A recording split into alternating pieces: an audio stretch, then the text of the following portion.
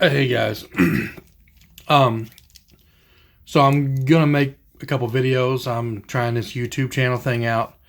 I thought I would start out with maybe a few questions I've had about the business. Ignore my hair. We're going through that Corona stuff, and I need a beard trim. I need a haircut. It's getting pretty bad. Um, so one, what I do for a living and what I own and why. About 3 years ago, I started a pet waste management company, which is basically a professional pooper scooper. Has it been successful? Very successful. I've seen other areas where it has not been successful. I live in a pretty big city. I think we have like 3 million people. I'm not too sure on that. I'd have to relook to see. Louisville, Kentucky is a pretty big city. I cover the 9 counties, including the county that we're in.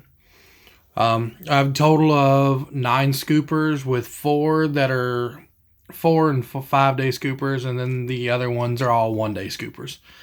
Our routes aren't that big. Each person goes out with from 17 to maybe 20 stops a day. It's about 6 to 7 hours worth of work. They could pick up more, but it's hot sometimes. It's cold. It smells. They're okay with the hours they get, so that's fine. The question is, why did I start it? That's the big question. I don't really know truly why I started it. It always been in the back of my mind when I was married to do it, but I was always tied up with other stuff, so I didn't get the opportunity. My ex-wife was like, "No, don't do it," because she knew my attention span. It's very short, and so after we divorced, I just said, "Hey, I was going to do it." So 6 months after our divorce, I started up. Within the first month, I picked up 10 customers.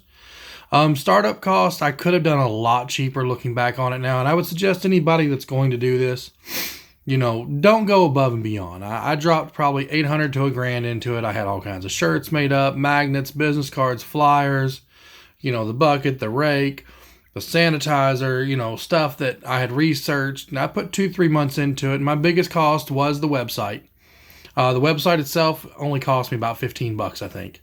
But it's the software that they get you on. The first year, it was almost $200 for the software to operate it. I know there's cheaper out there as I've done more research. But at this current time, the same way with the software that I use for my program, everybody says, "Oh, this is better, this is better, this is cheaper, this is cheaper." The problem is I'm at 350 plus customers on a weekly basis. I'm not looking to change anything right now. Okay, everything runs smooth. One little small hiccup, and it's just more of a headache than what it's worth. But that's a whole nother time, another video I'll do. But starting it, I could have done it with a bucket, a rake, and some bags, some sanitizer. Getting magnets and decals for the cars, and this was money I had saved up, so it wasn't coming out of my normal fund. I still worked my day job. I still had a night job I was doing. So it was just something I was like, well, if I get 10, 15 customers, okay, that's fine. It's a little extra pocket change, to save for vacation. Well, the problem is it just kept growing and growing and growing and growing. And of course, summertime came, and I'm an exterminator. I'm a bug guy. That's my trained field, that I've done for years.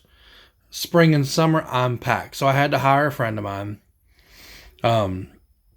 And he took it over. He took those accounts over for the summer. I paid him out, and everything worked good until winter, till fall came back around and we started slowing back down. Then I took it back over, and that winter, and that's when I kind of realized the winter months is when we really pick up, not the spring and summer down here in the southern half of the United States versus the northern half of the United States. And up in Canada, they have the cleans that are during the spring. The spring cleans. I kept reading in the association, spring cleans, spring cleans. I'm like, what are y'all talking about spring cleans? We don't get spring cleans down here because we're able to scoop year round.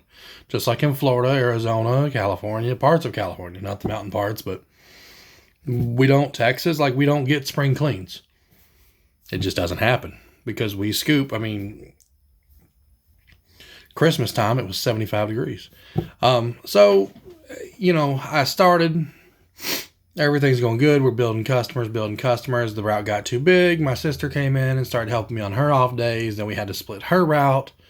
It just kept getting bigger and bigger and bigger. We just completed our 3rd year last month in April. And we're still kicking.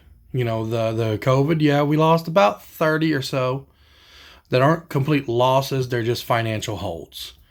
We had a few dogs that pass away. I mean, that's the name of the business. People move, people get divorces, where it was the wife that wanted it done, but the husband didn't, and it just depends on where the dogs go. People's moved into apartments, different things happen. So it's about 30 or so I lost through the COVID. So we're doing fine, but we've gained about 50 during the same amount of time.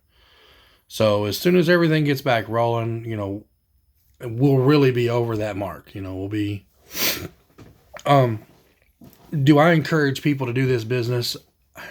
It takes a lot of willpower. You have to be able to get up. You have to be able to self-starter. You have to be able to get out there and go. Simple as that.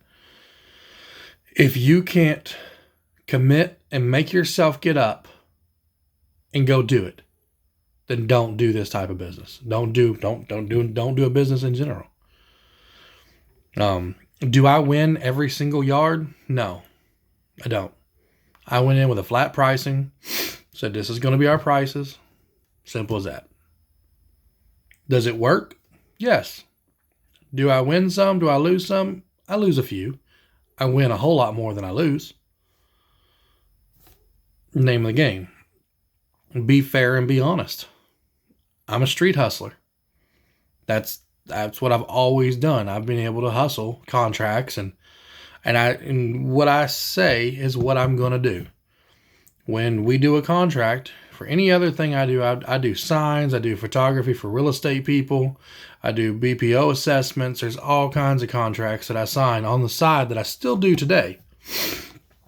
So keep your name clean is the biggest thing I'm going to say for that. I don't want to run this video too long. I plan on doing kind of maybe a little series of talking about things that are going on and that much.